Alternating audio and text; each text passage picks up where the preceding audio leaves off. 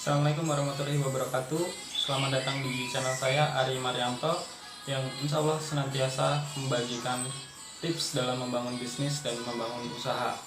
Saya doakan kepada teman-teman semuanya agar selalu diberikan kesehatan, rezeki yang melimpah, rezeki yang berkah, dan selalu bermanfaat untuk banyak orang. Oke, langsung saja kita bahas untuk tips hari ini. Jangan lupa like, subscribe, komen, dan jangan lupa sholat 5 waktu. Oke, kali ini saya akan membahas 6 cara meningkatkan value produk.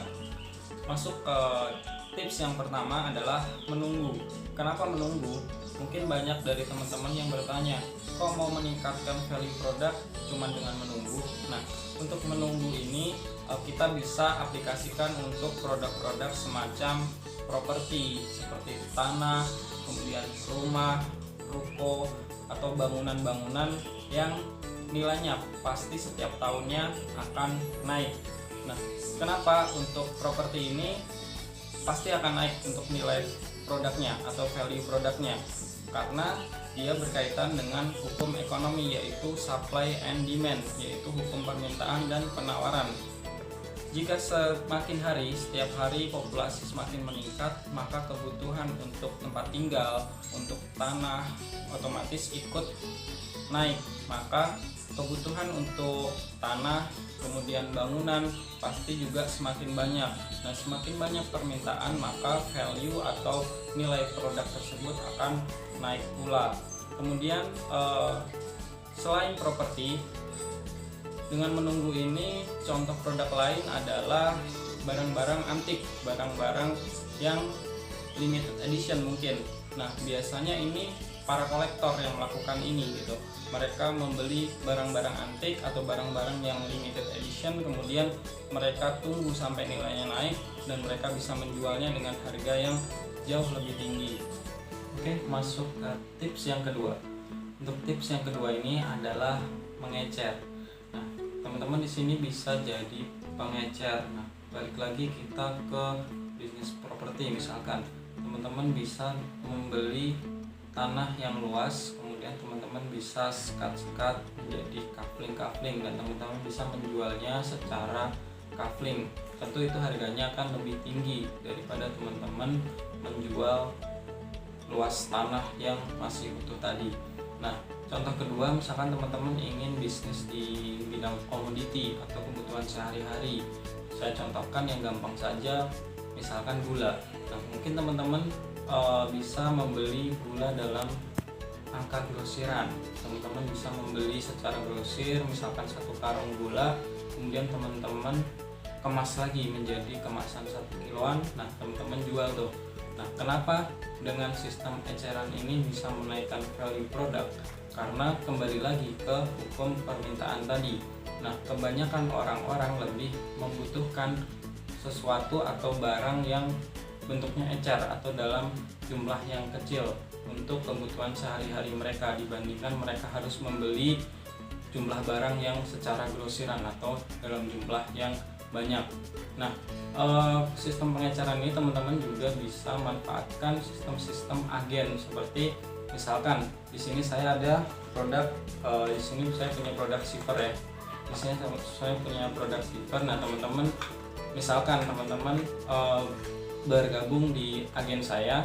Nah, di sini teman-teman bisa memanfaatkan harga keagenan. Misalkan teman-teman ngambil yang paket 1 yang saya tawarkan adalah belanja 700.000 dan teman-teman di situ bisa mendapatkan harga zipper ini dengan harga paling rendah, yaitu 30.000. Sementara di luar Jawa teman-teman bisa menjualnya dengan harga 60.000. Nah, di sini teman-teman sudah mendapatkan kenaikan value yang lumayan tinggi, yaitu sampai 2 kali lipat gitu. Sekarang masuk ke tips yang ketiga. Untuk yang tips yang ketiga ini adalah mengolah. Nah, teman-teman di sini bisa mengolah suatu produk terlebih dahulu sebelum memasarkan atau sebelum menjualnya. Itu otomatis akan menaikkan nilai atau value dari suatu produk tersebut. Nah, misalkan teman-teman di sini saya contohkan telur. Kalau misalkan teman-teman beli telur, teman-teman jual telur, misalkan 1 butir per butir itu mungkin harganya cuma 1.500. Tapi kalau misalkan teman-teman di sini jual dalam bentuk olahan, misalkan teman-teman bikin martabak, nah teman-teman di sini tinggal tambahkan tepung, bumbu dan lain-lain, teman-teman bisa menjual dengan harga mungkin 20.000 dengan HPP yang teman-teman butuhkan mungkin hanya sekitar 10.000. Nah, di sini teman-teman juga bisa mendapatkan keuntungan sampai dengan 2 kali lipat. Oke, sekarang tips yang keempat. Tips yang keempat ini adalah mengemas produk. Nah, di sini teman-teman mungkin udah sering dengar ya istilah repacking. Nah, saya juga pernah bahas di Facebook saya tentang repacking ini. Nah, detailnya mungkin teman-teman nanti bisa kepoin di Facebook saya, Ari Marianto. Di situ saya pernah bahas tentang repacking ini. Jadi, teman-teman hampir sama dengan teknik pengecer tadi. Jadi, teman-teman di sini beli produk dengan jumlah yang banyak atau jumlah besar, kemudian teman-teman packing lagi dalam satuan yang lebih kecil. Nah, tapi di sini teman-teman bisa menggunakan brand teman-teman sendiri dengan kemasan yang tentunya lebih menarik dan lebih elegan, sehingga repacking ini bisa menaikkan harga atau bisa menaikkan nilai produk teman-teman semuanya. Yang kelima adalah menambah. Oke, menambah ini bisa kita lakukan, misalkan kita jualan suatu produk kemudian kita menambahkan bonus. Nah, di sini teman-teman biasa sering dilihat di minimarket, Indomaret atau Alfamart, biasanya teman-teman belanja. Nah, di situ sering teman-teman temukan misalkan sabun cuci atau deterjen, di situ kemudian dapat bonus di situ piring, atau mungkin teman-teman belanja teh di warung, di situ dapat bonus gelas. Nah, di situ harga gelas dan harga piring itu mungkin tidak seberapa dibandingkan dengan keuntungan yang didapatkan dari hasil menaikkan value produk tersebut. Nah, itu teman-teman juga bisa lakukan di produk teman-teman atau di bisnis teman-teman. Nah, di sini saya juga menerapkan hal yang sama untuk menaikkan jumlah pembelian. Kalau untuk saya, misalkan saya di sini produk saya adalah Siver. Nah, saya melakukan bundling, misalkan beli satu paket Siver itu ada 2 produk, kemudian saya kasih free lap microfiber. Nah, di situ lumayan untuk menarik customer, jadi customer lebih memilih untuk sekaligus membeli 2 produk daripada hanya membeli 1 produk. Nah, itu sangat ampuh sekali ya buat bisnis teman-teman dan buat menaikkan penjualan teman-teman. Lanjut tips yang keenam. Tips yang keenam ini tips yang wajib teman-teman lakukan ketika teman-teman membangun bisnis ataupun meskipun teman-teman bisnisnya sudah jalan. Nah, tips yang keenam ini adalah mempopulerkan produk. Nah, jadi ini suatu hal yang wajib buat teman-teman lakukan.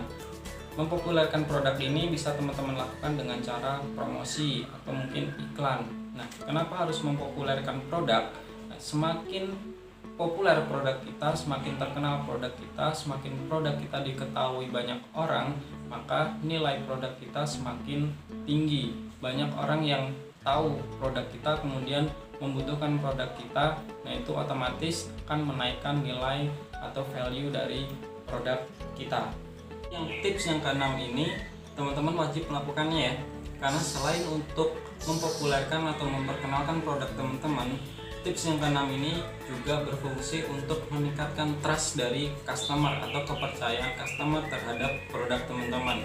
Oke, sekian dari saya tips-tipsnya, semoga bermanfaat dan berguna bagi teman-teman. Wassalamualaikum warahmatullahi wabarakatuh.